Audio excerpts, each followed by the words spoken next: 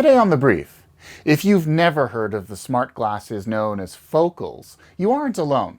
To be charitable, they did not sell well. So Google killed the project mere weeks after buying the Canadian company that made them in the first place, called North. So why are we talking about yet another failed wearable? It's because this story is less about a product and more about best practices around services from vendors and what happens when they decide to pull the plug. This issue is becoming more important by the day. That's because even if we're just buying hardware, we're also increasingly buying the cloud-based services that give that hardware its value. As we look closely at the contracts that determine who's accountable for supporting that hardware and for how long, it's clear we must do more to protect IT's and the organization's interests as more functionality shifts into the cloud.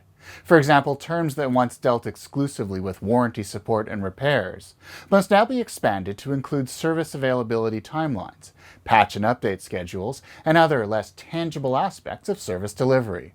You'll need a tighter focus on business continuity planning. What's your plan B if your vendor goes dark? Can you pull your data out and find an alternate path to support the business? What will you do if they change the product and it no longer does what you need it to do?